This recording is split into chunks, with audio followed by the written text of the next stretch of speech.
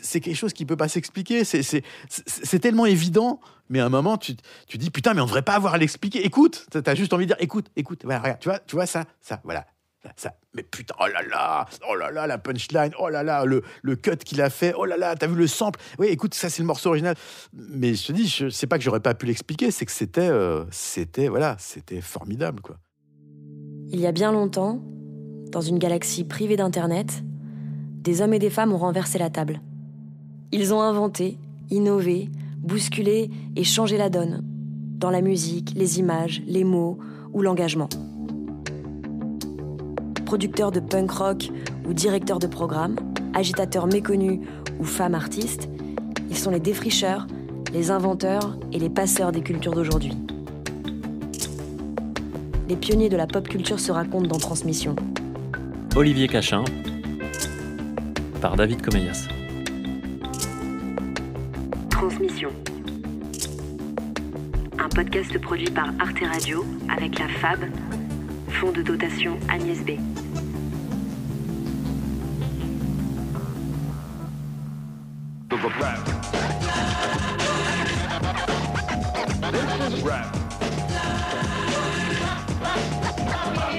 Dans son grand appartement du 10e arrondissement de Paris, les murs sont recouverts de livres, de DVD et de vieilles cassettes VHS. Dans le salon, il y a l'affiche de Bohemian Rhapsody et un gorille géant de Richard Orlinski. Surtout, dans une grande pièce qui lui sert de bureau, on découvre le mur du son, le vrai, c'est-à-dire des milliers de vinyles qui occupent l'espace du sol au plafond. De disques, je peux te dire que je dois être autour de 12 000, mais ouais, peut-être 12, 13 000, plus les CD, bouquins, je sais pas, quelques milliers. Ouais. Oui, j'ai toujours été un grand fétichiste de la culture. Si vous posez à Olivier Cachin la fameuse question de l'île déserte, du disque qui l'emmènerait au bout du monde s'il ne devait en garder qu'un seul, il répond sans hésiter une seconde. Super Ape de Lee Perry, pour son côté spatial, cosmique, imaginatif, et parce que c'est un disque qui se réinvente à chaque écoute.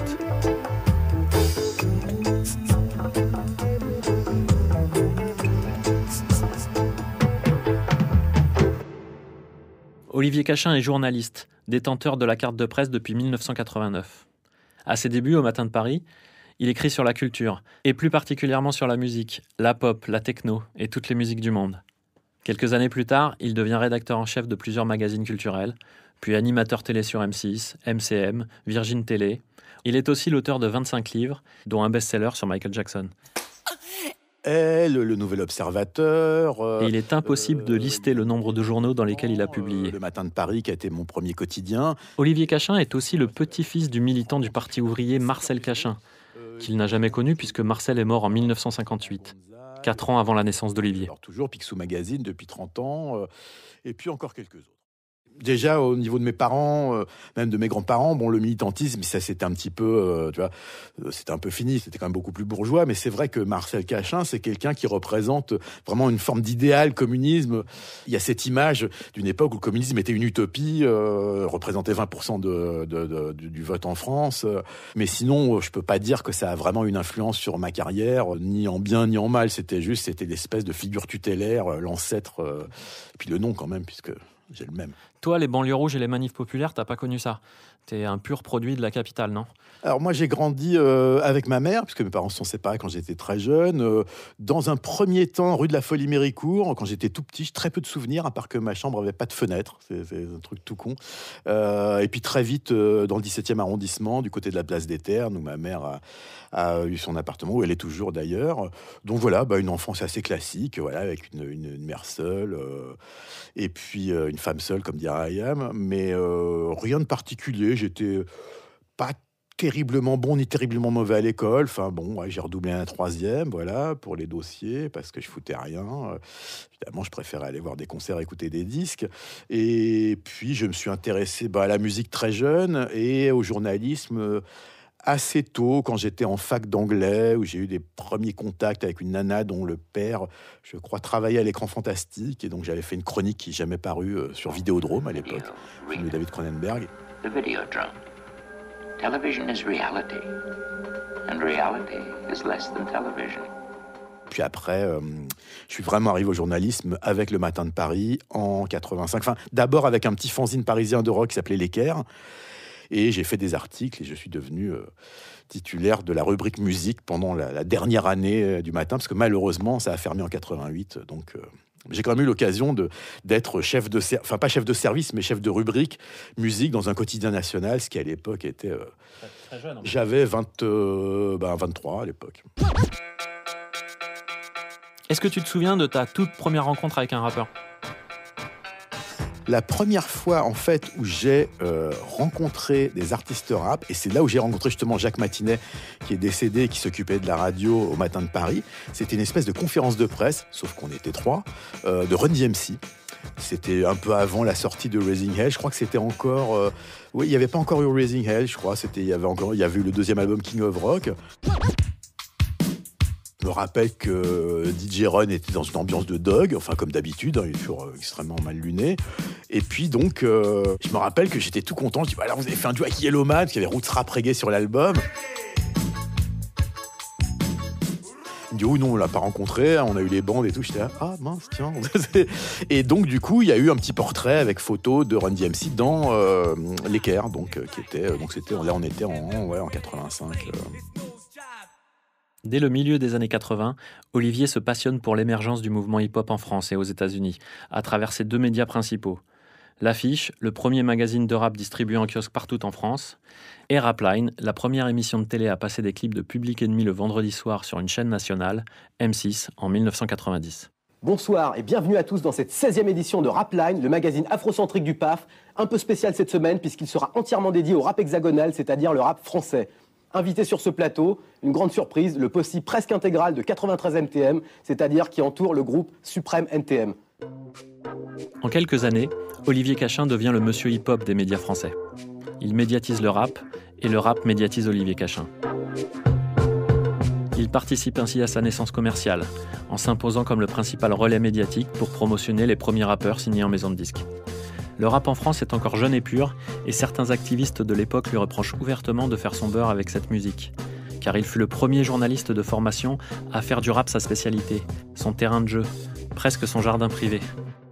Alors oui, on peut dire qu'effectivement, je suis le premier spécialisé dans le rap, mais pour une raison d'ailleurs qui m'a longtemps chagriné, c'est un truc que je n'ai jamais compris, c'est que quand le rap a commencé à vraiment prendre de l'ampleur en France, et je parle surtout du rap français, puisque en 90, c'est vraiment ce qui se passe, mais même un peu avant avec le rap américain, je me dis, voilà une musique qui est nouvelle, qui est fraîche, qui est innovante, qui est passionnante en termes de ce qu'elle raconte, qui est au moins aussi passionnante dans la vie de ceux qui la proposent.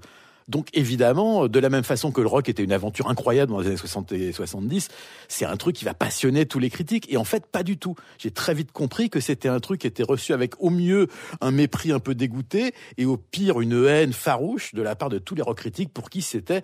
Et ça, j'ai halluciné de l'entendre et je l'ai vraiment entendu. C'est pas de la musique, c'est une mode, ça va passer. Donc oui, j'étais le premier parce que j'étais pas le premier à parler de rap, bien évidemment, puisqu'il y avait eu HIP HOP à la télé avec Sydney. Mais c'était un peu autre chose. Et puis il y avait tous les passionnés qui étaient soit rappeurs, soit danseurs, soit graffiti artistes qui vivaient ce mouvement-là. Mais en tant que journaliste, oui, j'étais le premier. Et pendant très longtemps, le seul. Parce que, pas le seul à en parler, mais quand on voyait comment en parlaient les magazines généralistes, c'était pas un festival de clichés, c'était une enfilade de perles. Cette haine, parfois, qu'il y avait dans d'autres médias où c'était vraiment genre... franchement, s'ils avaient pu écrire la musique des nègres et des arabes, ils l'auraient dit. Et tout qui ferme ou trop dure mentalité à part. Voleur, frappeur, flambeur, sonar, ces adjectifs maudits que tu connais par cœur. Je voudrais t'en voir le contraire pour toi, mon frère, le beurre. Au fond de toi, jeune journaliste parisien avec Taré sur le côté, quand tu débarques dans le milieu du hip-hop, on peut pas dire que les gens t'accueillent à bras ouverts. Les puristes du rap, les rédacteurs en chef des fanzines, les artistes, tout le monde se fichait un peu de toi gentiment, quoi. Ah bah, ce qui est sûr, c'est que quand je suis arrivé d'abord avec l'Affiche à la fin de 88 et puis en 90 avec Rapline, ça a été la consternation et effectivement une forme de haine de la part de certains, même si ça n'a pas duré si longtemps que ça, parce que justement, moi j'étais ce touriste culturel, ce mec qui, avec un point de vue journaliste, parlait de cette culture-là, mais qui n'a jamais prétendu l'avoir vécu de façon aussi charnelle que tous les mecs dont c'était la passion, voire la la vie, parce qu'il y avait un côté, c'était une religion le rap, surtout à l'époque. Je veux dire, le hip-hop, effectivement, les mecs des fanzines étaient là, genre qui luttaient contre les requins du showbiz, contre les vendus, contre ces blancs et ces juifs qui dominent le monde du hip-hop. Enfin, on a eu plein de trucs de dingue, mais parce que encore une fois, c'était un truc qui était tellement charnel, tellement profond que la première réaction quand on m'a vu à la télé, c'est qui c'est ce clown ? Parce que, encore une fois, j'essayais pas justement d'adopter les codes, en tout cas vestimentaires du rap. Alors oui, mais dans le fond, une musique underground qui, au fil des années, se lénifie pour se commercialiser et plaire au plus grand nombre, c'est un peu un destin inévitable de toutes les musiques, quoi. Le rock, la techno. Ça existait dans toutes les musiques, mais ce qui est amusant, c'est qu'on pourrait, à cette question qui revient sans cesse, et c'est bien normal, toujours répondre par la même chanson qui est « Tout n'est pas si facile » des NTM, qui raconte avec une précision chirurgicale exactement ce mouvement-là. 1983, il y a plus de 10 ans, déjà le hip-hop en France faisait ses premiers pas. Il n'y avait pas de règles, pas de loi, non, surtout pas de contrat, pas de problème entre toi et moi. Comment au début c'est une utopie faite par des gens qui rêvent d'un autre monde, une autre musique. Il y a deux possibilités pour un mouvement musical. Soit elle reste dans l'underground et elle a cette pureté qui va toucher 2 ou 3 000 personnes, ou alors elle explose. C'est le cas du rock dans les années 60-70, ça a été le cas du rap dans les années 80-90. Et à ce moment-là, eh ben oui, ça s'abattardit. Et c'est sûr qu'entre les Stooges et Phil Collins, il y a autant de rapports qu'entre NTM et Jules. Et je les choque depuis toutes ces années. Moi, ce qui m'a le plus fait rire et là je parle pas des artistes mais des amateurs de rap, c'est que j'ai régulièrement eu, surtout à l'époque de Rapline, des gens qui me disaient « Ton émission c'est de la merde, telle semaine t'as passé tel clip, d'ailleurs tu l'avais déjà passé 3 semaines avant et t'as pas passé le clip de machin qui était sur MTV et t'as dit... » En gros, les mecs me détestaient en connaissant par cœur tout ce que je faisais. Mais c'est logique, parce que finalement, encore une fois, c'est une époque où j'étais, et on me l'a aussi reproché, on me dit « Mais t'as un trust !» Mais j'avais pas de trust, il se trouvait que juste j'avais une émission de télévision et un journal dont j'étais rédacteur en chef, qui de fait était parmi les seuls, pendant longtemps en tout cas, à parler de ces musiques-là.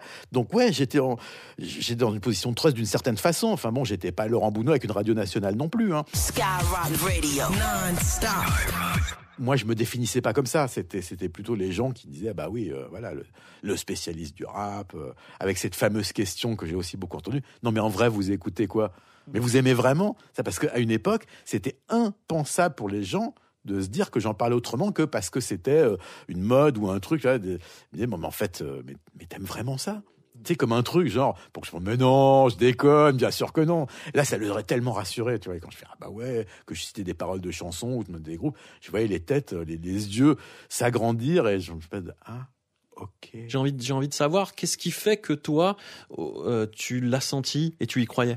Bah, je vais te reprendre une formule que j'adore de Joe Starr, ça s'explique pas, ça se palpe. Moi, je suis arrivé à la musique avec le punk et la new wave quand j'étais ado, et un des trucs qui m'a toujours passionné, c'est qu'est-ce qu'ils racontent dans leurs textes, tu vois. Évidemment, le rap, surtout qu'à l'époque, ça racontait beaucoup de choses, c'était une musique qui pouvait que me plaire. Et puis, je sais pas, l'excitation que tu ressens en mettant un morceau, parce que c'est aussi une époque où le rap est le résultat de toute une culture musicale noire américaine, du funk, de la soul, où il y a un lien justement entre les époques qui fait que George Clinton, qui était ringardisé, va revenir à la mode, que James Brown devient l'ultime faiseur de beats. Donc tout ça fait que c'est passionnant, c'est une passion.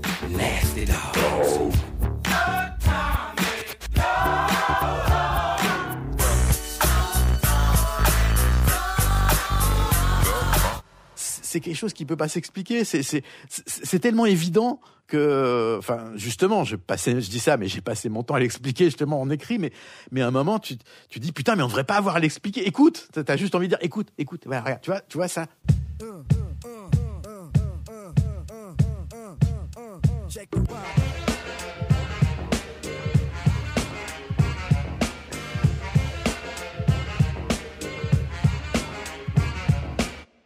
C'est difficile à imaginer aujourd'hui où tout est en ligne, mais à l'époque, avoir une interview du groupe que tu écoutais dans ta chambre, ou ne serait-ce qu'une photo du groupe que tu écoutais dans ta chambre, c'était quelque chose d'assez précieux. Est-ce qu'il y a d'autres anecdotes qui, dans la confection du magazine, te rappellent combien c'était une autre époque ?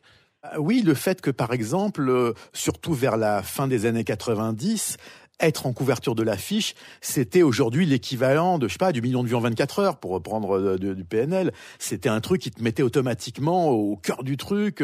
Voilà, t'étais la première couve qu'a fait NTM, c'était dans l'affiche. C'est vrai que c'était quand même assez. Après, on l'a vu dans les bureaux de Sony.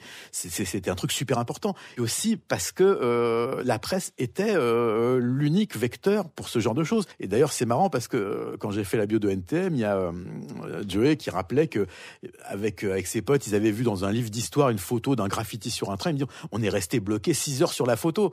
Et c'est vrai qu'aujourd'hui, où on a l'impression qu'une vidéo de 3 minutes, c'est un peu long pour certains qui sont sur le net, c'est une autre époque par rapport à l'idée de la concentration et surtout de la recherche de l'information. Dans Flashdance, il y a une séquence où il y a Rocksteady Crew qui fait une séquence de breakdance. Moi, j'en ai beaucoup entendu parler avant de le voir. Et quand j'ai vu le film, j'étais là, mais ça dure 10 secondes. Et ces 10 secondes-là, elles ont usé des milliers de magnétoscopes de l'époque, des gens qui l'ont vu, revu, parce que c'était tout. Parce que si tu voulais voir du breakdance, à part cette séquence-là, pendant des années, il n'y avait que ça. Je me rappelle qu'à l'époque, on trouvait des grandes piles de l'affiche devant les caisses du Virgin Megastore, et c'était gratuit parce que c'était financé par la publicité. Ah bah oui, complètement, c'est très simple. À l'époque, les cigarettes avaient le droit de faire de la publicité, donc ils prenaient des pubs à l'année. C'est-à-dire qu'en gros, ils t'achetaient la 4e de couve pour 1 an et ils payaient en avance. Donc, rien qu'avec la pub de clope, on a de quoi financer quelques numéros, puis après, avec le reste de la pub, mais c'était la base du truc. Et c'est pour ça qu'on est passé payant, parce qu'à un moment, on nous a dit « Ah, c'est fini !» c'est fini. Ah bah oui, la pub pour cigarettes, c'est interdit. Loi E20, boum. Donc, qu'est-ce qu'on fait ? 2 solutions, on arrête, ou alors on devient payant. On est devenu payant. Vous êtes devenu payant et aussi, du coup, vous êtes devenu tributaire de l'investissement des maisons de disques.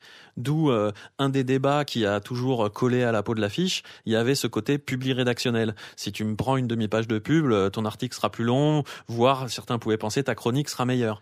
Alors ça, c'est magnifique parce qu'on est effectivement dans un pays où l'argent est forcément sale et où le succès est suspect.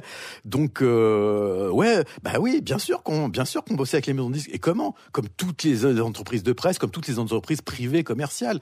À un moment, moi, ce que je trouve génial, mais ce que personne a vu comme tel, c'est que, on prenait de l'argent aux maisons de disques pour faire des coups avec West Side Connection, avec KRS-One, avec Public Enemy. Et les groupes, par rapport à ça, est-ce que tu représentais l'institution et du coup, il y avait une sorte de je t'aime moi non plus, ou est-ce qu'ils étaient très demandeurs d'être à l'affiche ? Tu sais, un groupe, c'est forcément schizophrène. Je veux dire, un groupe ou un artiste, ça veut à la fois rester intègre et avoir le max de pub. Je veux dire, personne n'est logique par rapport à l'argent, au succès, à la médiatisation. Pour toi, quelle a été la meilleure ou la plus belle couverture de l'affiche ? La plus belle couve de l'affiche, écoute... une de celles qui m'a beaucoup marqué, parce qu'on avait pris la décision en 30 secondes, je me rappelle encore, c'était la couve du 113. Il y avait le Swill, le manager, et puis je crois qu'il y avait, je sais pas si Rimka était venu, je crois pas, mais il y avait peut-être Mokobe qui était venu au bureau nous faire écouter les maquettes de l'album qui était en train de se terminer, qui était Les Princes de la Ville. Et je me rappelle, il met Tonton du Bled. Et là, mais au bout de 30 secondes, je suis mais bien sûr, c'est la couve. Parce que c'était tellement énorme, c'était tellement nouveau, c'était tellement génial. C'est rare, tu sais, cette impression, t'entends un truc et tu te dis... tu vois, dans un autre domaine, je l'ai ressenti en écoutant I Will Always Love You de Whitney Houston, tu vois, dans un autre domaine. Mais tu sais, t'entends un truc pour la première fois et tu te dis, mais c'est comme si je l'avais toujours entendu, ou c'est comme si c'était une évidence. Et Tonton du Bled, c'était un truc, cette ambiance orientale, ce côté un peu, tu vois, musique algérienne du Bled, avec du rap, ce côté comique qui était encore assez récent, tu vois, parce qu'il n'y avait pas beaucoup. Le rap, c'était pas une musique de rigolo. Et en même temps, qui était pas, justement, c'était pas genre du comique, genre à la Benny B rigolo, c'était le ton qu'il fallait. Tonton, les cabas, ils sont trop lourds. Ce son de Mehdi était magnifique. Donc là, vraiment, voilà, c'est la couve, je crois, qu'on a décidé le plus rapidement. Je me rappelle encore, j'étais genre, couve tout de suite. Et après, on a pris les rendez-vous pour la photo avec Xavier, et puis boum, c'était... Je voulais rester à la cité, mon père m'a dit. Dans ce cas-là, je ramène tous mes amis. Alors dans une semaine, je rentre à Vitry. J'irai finir mes jours là-bas. C'était aussi la fin des rappeurs qui arrêtent de singer les Américains et qui se retournent vers leurs propres racines. Bah oui, voilà, il y avait ce côté, ça c'était complètement nouveau. C'est-à-dire l'idée de se tourner vers ce passé proche des parents blédards qui écoutent des musiques du bled. C'est vrai que c'était totalement nouveau. Alors qu'aujourd'hui, c'est évident. Je veux dire, aujourd'hui, que ça soit avec l'utilisation de l'autotune ou certaines références, ça y est, maintenant on sait. Mais à l'époque, c'était totalement avant-garde. Toujours le pied sur le plancher, jusqu'à Marseille avec la voiture un peu penchée. Et le numéro de l'affiche qui s'est le mieux vendu ? La plus vendue, je crois que c'est la couve avec Snoop Dogg. Non, pardon, c'est la couve avec Babyface, c'est le numéro d'après, où je crois qu'en vente kiosque, si je me rappelle bien, on avait vendu genre 58 000. C'était un truc, là on était sur le toit du monde, quoi. C'était un truc de dingue, tu vois. Interview qu'on avait été faire à Londres, couverture super. Et puis à l'époque, c'était vraiment, on avait un dos carré collé, pour ceux qui connaissent la presse, ils savent que c'est luxe. On avait 128 pages, un cahier agenda, de la pub qui tombait. Là, c'était vraiment l'âge d'or, non pas du rap français, mais du magazine rap français, en tout cas de l'affiche. Au-delà de la musique, lancer un magazine, c'est aussi une aventure humaine qui permet de rencontrer des artistes. Quelles sont dans ce domaine les aventures les plus folles que tu as pu vivre ? Ce qui se passe d'extraordinaire grâce à l'affiche, c'est que j'ai parcouru le monde pour aller rencontrer des artistes que j'adorais. Que ça soit Nusrat Fateh Ali Khan au Pakistan, que ça soit Bone Thugs and Harmony, un concert incroyable, je crois que c'était à Seattle, je suis même pas sûr, faudrait que je vérifie. Les Lifers Group dans la prison de Rahway dans le New Jersey, où je me retrouve dans une grande salle avec un mec qui a 55-60 ans, une grosse barbe, et qui s'appelle Nightmare Man, Chris. Tu vois, il y en a, déjà, c'est quelque chose qui n'existe plus aujourd'hui, c'est l'idée du voyage de presse. C'est-à-dire qu'une maison de disques te dit, voilà, on a une promo pour tel artiste ou tel groupe ou tel mouvement, et ça va se passer à Hong Kong, à Los Angeles, à New York. Moi, j'ai fait l'aller-retour à New York 2 fois dans la même semaine, une fois. J'ai retrouvé mes potes qui étaient restés là-bas, ils me disent, mais je crois que t'étais parti. Oui, je suis revenu. Tu vois, ça, c'est un truc extraordinaire, l'idée de parcourir le monde pour rencontrer des groupes dont tu es fan ou dont tu es passionné par la musique. La première fois où j'ai été voir Snoop à Los Angeles, par exemple, c'était inoubliable. C'était un truc incroyable. Je t'écoute. J'arrive à Los Angeles, c'était le moment où Tupac venait de mourir, je crois.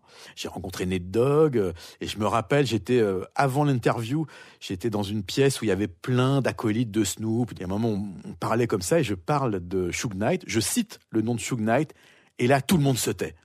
Et là, tout d'un coup, tu te dis, t'as l'impression d'avoir dit un truc bizarre. Et un mec, il fait, mais s'il était là, tu ferais peut-être moins le malin. Mais j'avais pas dit, genre, Suge Knight, c'est une fiotte ou un truc comme ça, tu vois. C'était juste le fait de dire son nom. C'était comme invoquer Lucifer, quoi. Tu voyais vraiment, c'était au plus fort de sa puissance où il avait monté Death Row, qui était quand même le label ultime, même si ça a duré 6 mois. Mais tu vois, il avait Tupac, il avait Snoop Dogg, il avait Da Dog Pound, il avait Nate Dogg, c'était le Dr. Dre, c'était un catalogue incroyable. Big Sight, New, Hank, Big Sight. Y'all know how this shit go, you know. All eyes on me. Roll up in the club and shit. All eyes on me. Je pourrais te parler aussi de DMX que j'avais rencontré à l'époque, c'était pour un spécial de BET, et j'étais dans sa chambre d'hôtel. Et j'avais jamais vu ça, un mec qui est réellement quand je dis malade mental, il n'y a pas de second degré, le mec était complètement paranoïaque, schizophrène, il grimpait au mur, il parlait dans les bouches d'aération en disant que un peu à la Old Dirty Bastard, ce fameux concert à Paris, tu sais, au Parc des Princes, où il disait, ouais, la CIA, des snipers sur le toit, ils vont nous flinguer. Et ben lui, c'était genre, il montait, il faisait, ils nous écoutent, et puis en fumant des joints, avec un regard complètement halluciné, en sortant des trucs. J'avais jamais vu ça, le mec était barjot. Et en même temps, tu voyais cette énergie de dingue qui faisait les disques qu'il a fait, parce qu'à l'époque, il a quand même eu 2 albums numéro 1 la même année.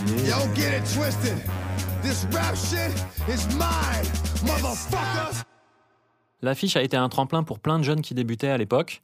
Je pense aux photographes Armen, Xavier Denot qui shootaient tes couvertures et qui ensuite sont devenus des directeurs artistiques ou des réalisateurs réputés. Il y a eu Jean-Pierre Sec aussi, le spécialiste rap français qui a ensuite produit l'album de Lunatic et le premier Booba. Il y a eu Yasmina Bembeka, Stéphanie Binet, Aiglé de Bure, beaucoup de monde. Toi, t'en fais partie, Grégory Proch aussi, d'autres que tu as cités. C'est des gens qui arrivent et qui disent, j'écris, je fais des photos, j'ai envie de parler de tel truc.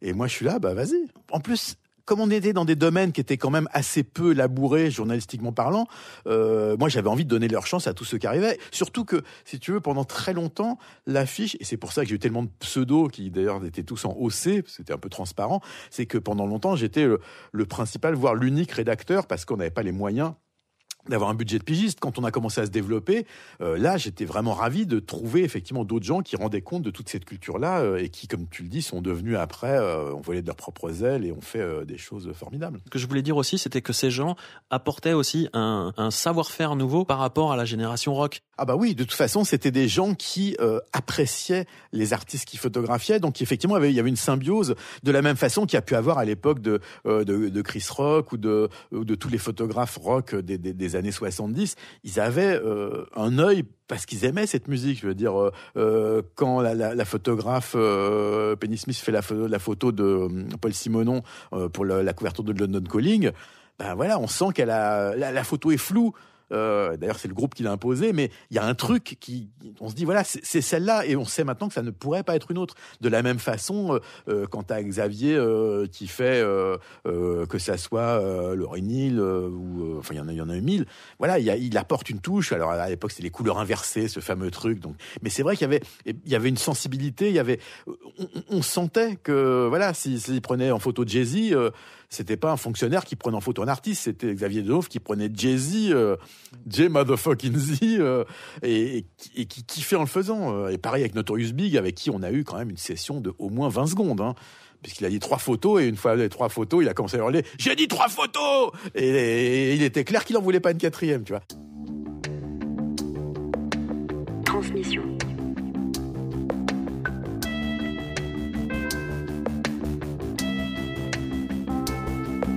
Les pionniers de la pop culture se racontent dans Transmission.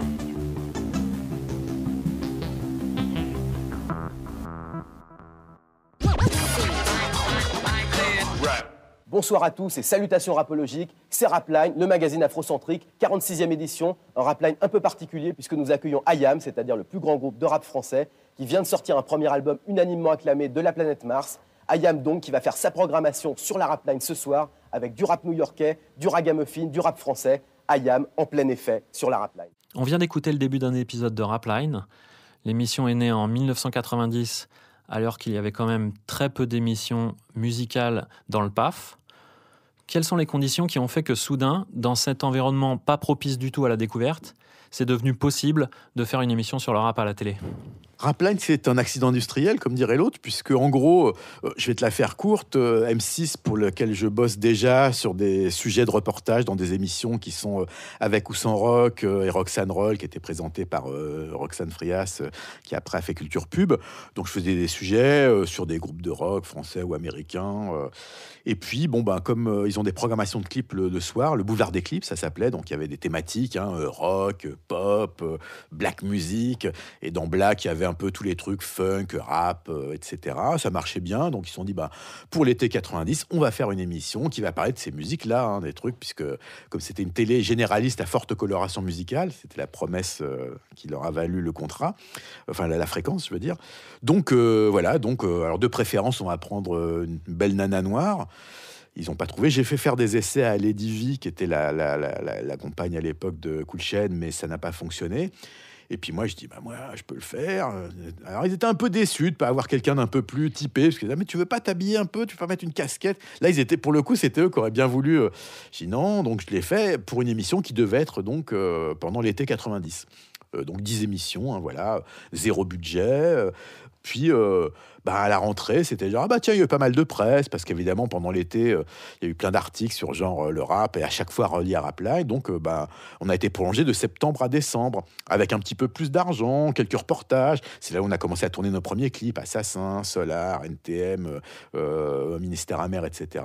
Et puis après, de janvier à juin, et ainsi de suite, pendant 3 ans et demi. Yo, attention, car ceci n'est pas une émission de rock. Rapline prend le contrôle de l'espace sonore pendant 1 heure pour vous emmener sur la planète rap pour la première émission afrocentrique et rapologique. Si vous pensez que le rap est une musique violente et incompréhensible, c'est que vous ne savez pas tout. Prenez par exemple le cas de Public Enemy, un groupe qui était en concert au Zénith de Paris il y a 2 mois. Et bien alors que tous les prophètes du rock, sans exception, prédisaient la violence et le chaos, ça a été un événement historique, le jour où le rap est devenu roi. Alors qui croire ? Eh bien croyez-moi, si je vous dis que le rap ce n'est pas une musique mineure et pas un phénomène de mode. En vous présentant le meilleur du rap, avec des clips sous-titrés en français et des archives explosives, j'aimerais vous faire partager les rêves de la Zulu Nation, vous faire découvrir un univers parallèle dont les frontières vont du Bronx à Cergy-Pontoise, de New York à Paris, de Los Angeles à Marseille. Au début de la première émission, dans ton premier édito, tu dis « Croyez-moi si je vous dis que ce n'est pas une musique mineure et pas un phénomène de mode ». Il fallait le dire, parce que c'était l'époque où on n'entendait que ça.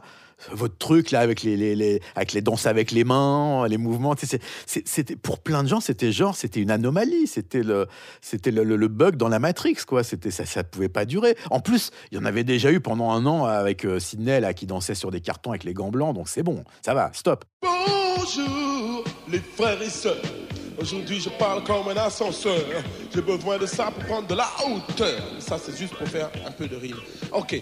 Donc c'était important, parce que là, en 90, franchement, pour pas voir que c'était un mouvement majeur, fallait vraiment mettre des œillères, quoi. Je veux dire, il y avait déjà Public Enemy, il y avait eu déjà plusieurs révolutions. Il y avait eu Eric B. Rakim en 86 qui avait tout niqué avec Paid in Full. Ça y est, on n'était plus dans Rapper's Delight en 79, où là, effectivement, on aurait pu dire à l'époque, ouais, c'est une mode, et c'était effectivement un phénomène de mode, ce morceau.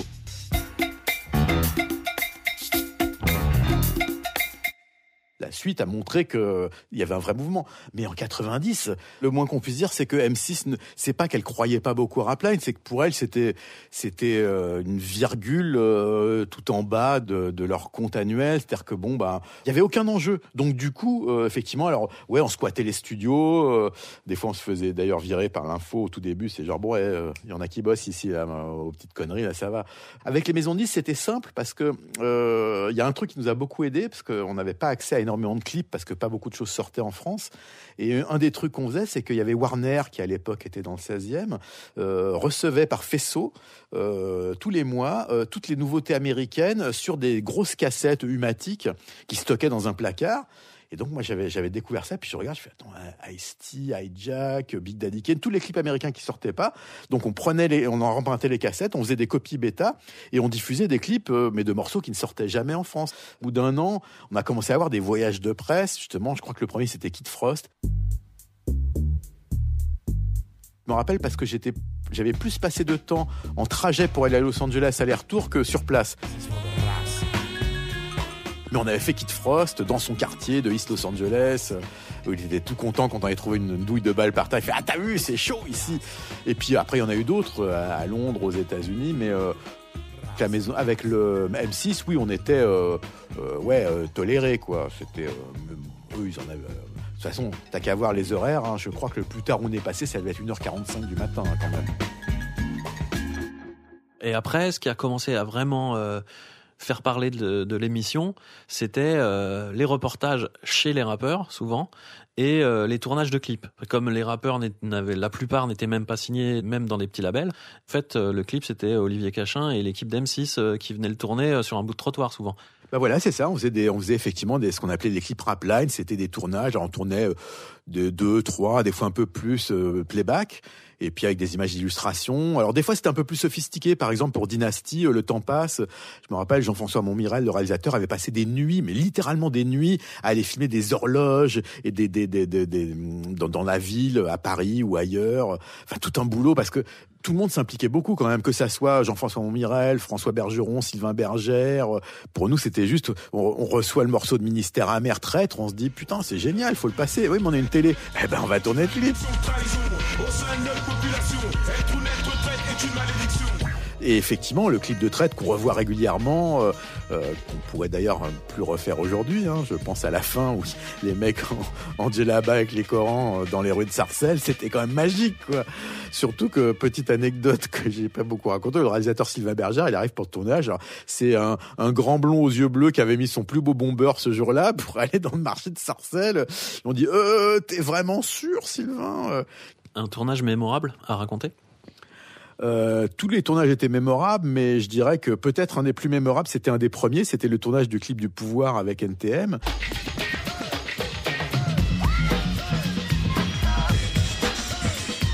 À quelques secondes près, François Bergeron finissait décapité par un pont. vu qu'il était à l'arrière de la Jeep en train de filmer avec sa cam et qu'au dernier moment quelqu'un lui dit baisse-toi parce qu'il y avait un pont et ça aurait pu vraiment beaucoup plus mal se terminer. Et puis aussi parce qu'on n'était pas arrivé pour ça. Nous on arrive pour filmer Je Rappe, parce que c'était le tout début de Rapline, et Je Rappe c'était le morceau de NTM, qui d'ailleurs est mauvais, mal réalisé et bancal, sur la compilation Rap Attitude. Quand on arrive, je vois Cool Chain, qui me fait des petites remarques sur la chronique de Rap Attitude que j'ai fait dans un magazine de l'époque, qui était CD Mag. Et je dis, bon, on va tourner Je Rappe. Il fait, non, on a un nouveau morceau, il est super, c'est Le Pouvoir. Je fais, génial, parce que franchement, Je Rappe, c'est quand même pas... Même si on sentait l'énergie, tu vois, mais bon. Et je lui demande à l'écouter, il me dit, il est pas fini. Et c'est là où je comprends qu'on va tourner un clip d'un morceau qui est encore en mix, avec un instrumental qui tourne sur un ghetto blaster, et ce qui d'ailleurs explique le doublage très approximatif si tu regardes le clip, mais qui était mortel, parce que pareil, tu vois tout le monde, tu vois, t'as Chino, t'as Lady V, t'as évidemment Cool Chain et Joe Star, et t'as DJS, même DJS qui te tape un sourire à un moment, ce qui quand même relève du scoop. Donc c'était assez incroyable, quoi. Et puis c'était tout ça sous le soleil de Saint-Denis, puisque c'était fin de l'été 1990. Avec la fameuse nuque longue de Cool Chain. Ah, la fameuse coupe de mulet de footballeur est-allemand, ouais, ça c'était grandiose. Je pense qu'on lui a beaucoup fait remarquer depuis. Hein. L'année du changement, 90, 1989, on a été les stupes car le bloc de l'Est explosé sous la pression de sa jeunesse qui bouge, qui lutte, qui combat l'oppression. À l'époque de Rapline, tu deviens encore plus le média institutionnel du rap. Et du coup, tu es encore plus critiqué à la fois par les rappeurs et par les b-boys. Tu la vivais comment, toi, cette défiance permanente du milieu du rap ? Il n'y a jamais eu de problème avec les artistes eux-mêmes, qui dans l'ensemble étaient peut-être certains par cynisme, enfin ou par rouerie. Il y en a peut-être quelques-uns qui faisaient semblant d'être down avec moi parce que ça les arrangeait pour leur carrière et qui au fond allaient me balancer des trucs dans mon dos, tu vois, en disant ouais en fait il est nul et tout. Mais c'est surtout au niveau du public, parce qu'il y en avait plein qui avaient cette espèce d'idée, tu sais, un peu magique, genre que le rap c'est à nous, donc il faut que ça soit quelqu'un de chez nous, pour autant que ça veut dire quelque chose, et qui s'imaginait qu'une fois que l'imposteur que j'étais allait disparaître, eh ben il y aurait les vrais qui viendraient à la place. C'est les mêmes que ceux qui disaient à l'époque MC Solar il a pris ma place, comme s'il y avait une espèce de place établie, qu'il y a quelqu'un qui vient s'asseoir. Mais non, c'est parce que Solar il a un talent que t'as pas, gars. C'est tout.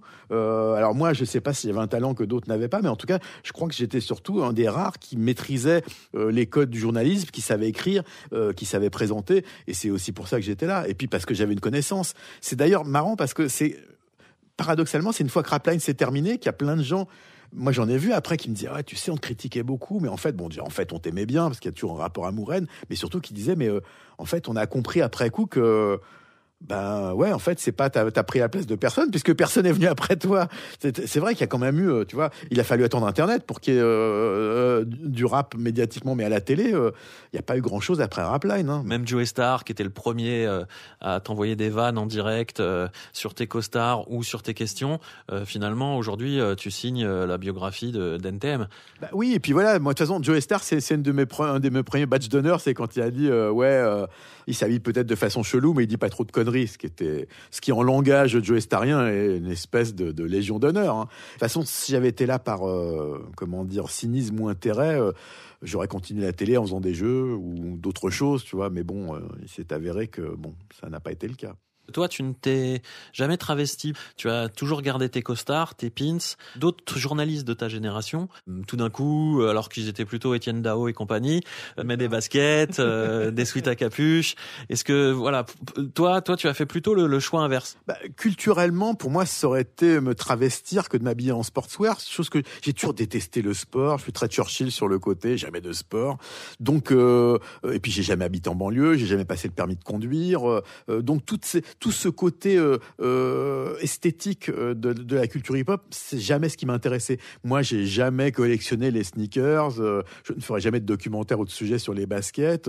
Puis en plus, très vite, c'est devenu aussi le petit clin d'œil. Tu vois, ce qui au début m'était reproché, après, c'est devenu. J'ai entendu plein de gens dire, au moins, tu représentes de façon sérieuse une culture et qui en avait salement besoin, parce qu'il faut quand même voir l'image qu'avait le rap aussi. Hein.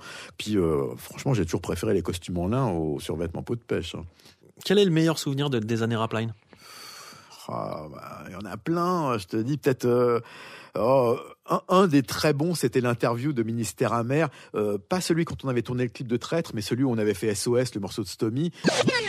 Ministère Amer, c'est toute une histoire. Sur la Rapline, enfin, ils nous parlent de leur carrière, de Sarcelles, de leur nouveau 45 tours SOS et de tout le reste. Voici donc le Ministère AMER. Et où il y avait Kenzie qui répondait, et où ils se balançaient, ils avaient leur punchline toute prête. Et puis, et ça, j'ai vu des années après, pendant le clip qu'on a tourné de SOS, il y avait donc Stomy, Passy qui était dans le coin, Stomy qui était avec sa tétine et son survêtement blanc, et puis 2 copines qui étaient venues danser. Et en fait, dans l'arrière-plan, mais qu'on voit à peine, et que j'en revois un clip qui vient un peu faire chier les nanas, c'était Gynéco qui était là, qui se tenait les bourses dans son survêt et qui venait voir les nanas, c'est genre, vas-y, hein. C'était trop drôle, quoi, tu vois. Et ça, c'était vraiment où il disait, côté par les négros, boycotté par les renseignements généraux, tu parles à 3 mecs qu'on le bac, enfin, tu vois, toutes les punchlines de Kenzie, toute cette façon qu'il avait de mettre en scène. Et mine de rien, quand tu réécoutes tout ce qu'il dit, il y avait un côté très prophétique quand il disait, ça va devenir vraiment intéressant quand ça sera structuré, quand il y aura des labels. Et à l'époque, très honnêtement, même moi, j'étais là, il va loin quand même. Mais c'est effectivement ce qui s'est passé. Ça a mis longtemps, mais c'est vrai que ce qu'il disait était, c'était l'avenir du rap français, ouais. Mais je pense qu'il y a beaucoup de personnes qui sont encore trop pressées de se faire beaucoup d'argent.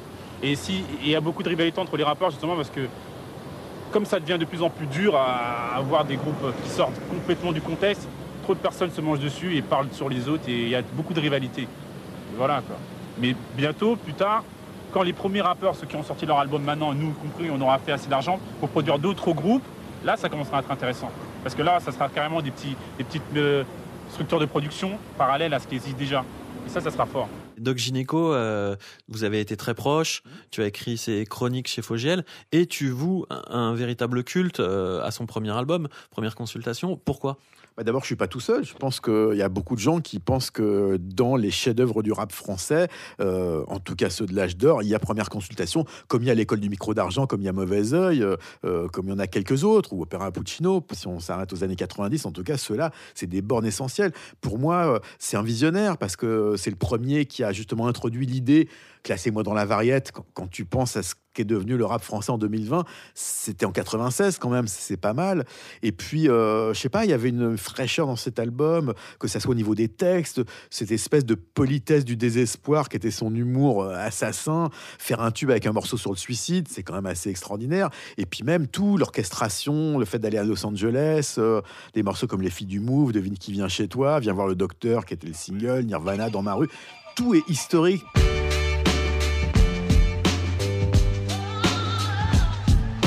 Et puis ce côté dandy, ce côté gainsbourgien, mais sans singer Gainsbourg, simplement l'équivalent de ce que pouvait être un Gainsbourg à une autre époque, à un autre âge.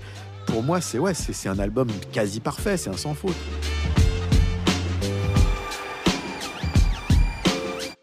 Et alors, le pire souvenir de tournage pour Rapline ?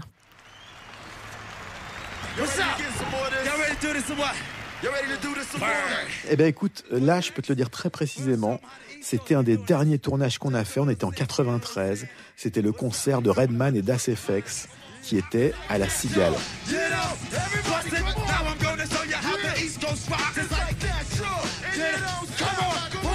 Je vais te donner le décor, déjà, j'avais pas envie d'y aller. La tension était vachement montée. Des fois, on sentait de l'hostilité quand on allait dans des concerts. Rapline, vas-y, pourquoi tu me filmes pas moi ? Tu vois, il commençait à y avoir un truc un peu pesant. Et puis donc on arrive. Alors, faut savoir que la Cigale est une salle qui n'a pas d'entrée backstage.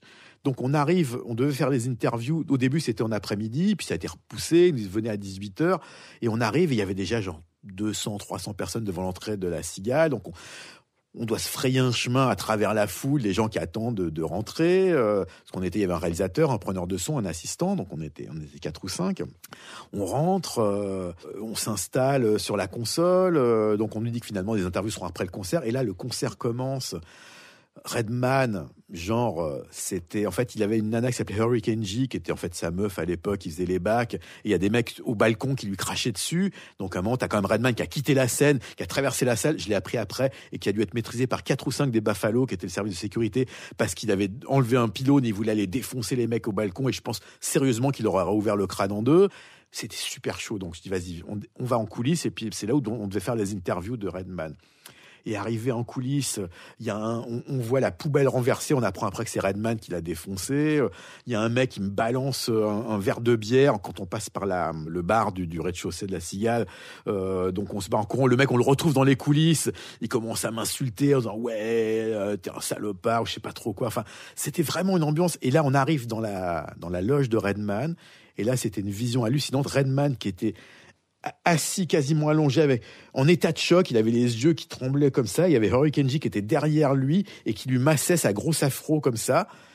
Et là je fais bon, on va peut-être revenir si vous voulez. Il fait non, c'est bon, let's do it. Et là je fais l'interview avec Redman comme ça, allongé avec sa gueule. C'est impressionnant Redman, hein. Et c'était en 93 en plus, c'était vraiment le jeune ouf. Et elle qui lui massait les cheveux derrière. Et je me rappelle l'assistant qui était venu, qui a vu tout ça. Il fait c'est toujours comme ça. Je fais non, mais là c'est particulier là. Et vraiment, mais je me rappelle, je dis avant d'y aller, je veux pas y aller. Les réalisateurs, il fait mais si, viens, on y va, c'est bon et tout. Mais c'était trop chaud, trop chaud. Et le rap, lui, est-ce que dans ce processus de médiatisation, est-ce que il s'est transformé? Est-ce que les médias sont pour beaucoup dans cette transformation? Je pense pas que ça soit les médias qui soient les principaux responsables de cette mutation du rap, d'une musique underground en une musique commercialement viable et qui est devenue la norme. Parce que c'est vrai que maintenant, on voit même plein de chanteurs de chansons françaises qui vont essayer de prendre plus ou moins adroitement des codes des musiques urbaines. Alors ouais, je prends mon temps, je le sais, mais j'ai vu la mort de trop près. La tarte à la crème, c'est de dire le rap, c'est le reflet d'une époque, et c'est réel. À une époque, c'était quoi? C'était lutter contre le FN, parler des bavures policières, qui prétend faire du rap sans prendre position, hein. Cette phrase, combien de fois on l'a entendue et comment elle définit le rap des années 90. Et ben aujourd'hui, on a une nouvelle génération qui est peut-être plus cynique, qui a grandi dans un monde où il y avait la télé-réalité, où l'argent était, il a toujours été important, mais il l'est encore plus. Et quand je parle de cynisme, je veux dire qu'ils vont être là, genre ce qu'ils veulent, c'est percer, c'est faire de l'argent. Et pour ça, grâce à l'autotune, on peut chanter même si on sait pas chanter. Et puis on s'est aperçu quand même, ce qui est pas une nouveauté, mais les rappeurs s'en sont aperçus qu'avec la mélodie, c'est quand même plus facile à chanter que quand il y a juste un 16 mesures, voire un 32. Donc voilà, avec des artistes comme Gims qui savaient chanter et faire des mélodies, avec des morceaux plus faciles d'accès comme ceux de Jules, et puis cette utilisation systématique de l'autotune de plein d'artistes de rap maintenant, et ben ouais, c'est un truc qui se chante dans la rue, qui se reprend. C'est pour ça que c'est la nouvelle variété. Bella. Bella. Bella. Parce que attention, hein, NTM et IAM, ils vendaient des disques aussi, hein. Mais c'était pas de la variété pour autant. Il y avait un côté... Et pourtant, ça les a pas empêchés de faire des morceaux très commerciaux les uns comme les autres, hein. Si on avait dit à l'époque où Benny B était voué aux gémonies pour faire de la disco ou de la dance pour ses instrumentaux, qu'un jour, un morceau comme Barbie Girl servirait d'épine dorsale à un morceau de rap et d'un artiste respecté, je parle de Jules et de son fameux morceau Bouge ton boule, bouge ton boule. J'ai besoin de ma vie, tu es là, tu me fais killer, tu n'es qu'un videur, y a rien de fantastique, moi je rentre en acide. À une époque, le rap français était beaucoup plus proche de la chanson rive gauche, je pense, dans la façon qu'elle avait de faire des protest songs. Hein, c'était pas Woody Guthrie, mais c'était quand même plus proche de ça. Tu parles de cynisme. Moi, je tombe sur des artistes qui me disent « Ah, le rap à message, au secours ! Dès qu'il y a un message, on n'en veut plus. » Et forcément, je pense que le rap est plus facile à médiatiser quand il n'est pas contestataire. C'est vrai qu'aujourd'hui, c'est presque un gros mot de dire faire du rap conscient. Parce que, à part l'exception qui confirme la règle, qui est Kerry James, qui est un artiste qui a une histoire, 20 ans de rap et qui continue à être militant, c'est vrai que l'idée d'être, de prendre position est quelque chose qui est devenu impossible. Maintenant, faut parler de club, faut parler de soit d'en vendre, soit d'en consommer, soit les deux. Ouais, c'est complètement différent. Après, on peut comprendre le désarroi de ceux qui aimaient le rap à cause de ce contenu justement puissant et militants et qui aujourd'hui disent mais mon Dieu, qu'est-ce que c'est que ce truc où on ne parle de rien et où il faut surtout ne parler de rien. On reproche souvent au rap que de pas avoir ce côté héritage et ce côté je connais mon histoire, je connais mes racines, comme si les rockers, les jazzmen, quand ils sont arrivés, se sont penchés sur ce qui s'était fait avant et que les rappeurs s'y refusent. Est-ce que tu es d'accord avec ça ? C'est vrai, moi c'est un de mes grands regrets, c'est effectivement cette espèce d'amnésie volontaire et même parfois revendiquée, je l'ai vu auprès d'artistes qui ne veulent pas connaître l'histoire de leur musique. Je trouve ça triste parce que, d'abord parce qu'il y a eu des excellents morceaux, et puis parce que, je veux dire, ça, normalement quand on aime une musique ou un art, ça paraît logique de s'intéresser à ce qui s'est fait avant. Cette espèce de façon de vivre sur un circuit fermé qui tourne sur les 6 derniers mois, c'est aussi Internet et l'abondance du choix qui amène une espèce d'amnésie dans le sens où il y a tellement de choses qui se passent que on n'a plus le temps et donc plus l'envie de voir ce qui s'est passé au-delà de 6 mois auparavant. Alors si tu commences à parler de Public Enemy, ou selon cette fameuse phrase, c'est qui I am, bon bah là c'est sûr qu'on mesure l'étendue de cette amnésie. C'est quoi cette fameuse phrase? Je vais quand même rappeler tous les rappeurs qui ont gagné une victoire de la musique, c'est important pour la culture. MC Solar, I Am, Ménélique, Ski I Am.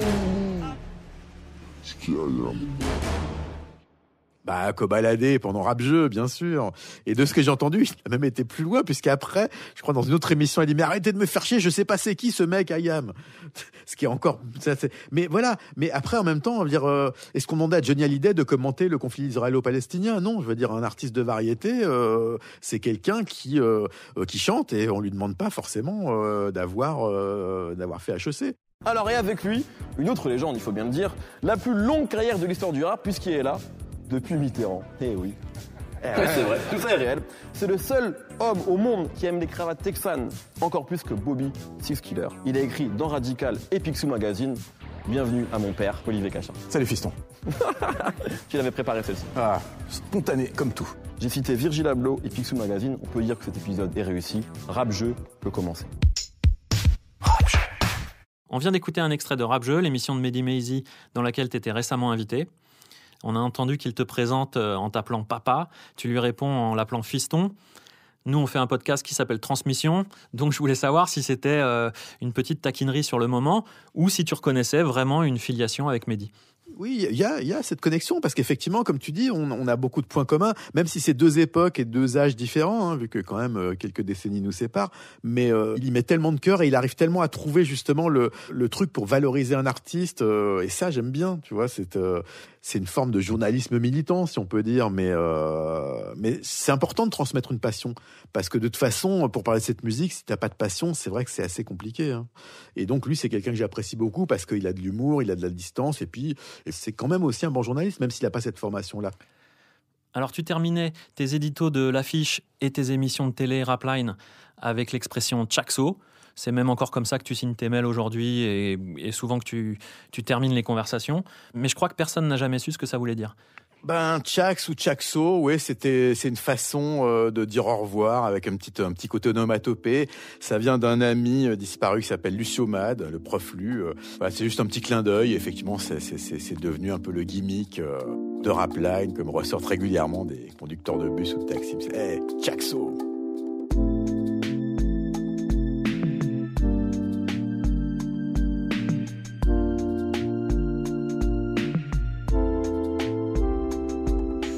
Chef de bande ou franc-tireuse, les pionniers de la pop culture se racontent dans Transmission, un podcast mensuel produit par Arte Radio, avec la FAB, Fonds de dotation Agnès B.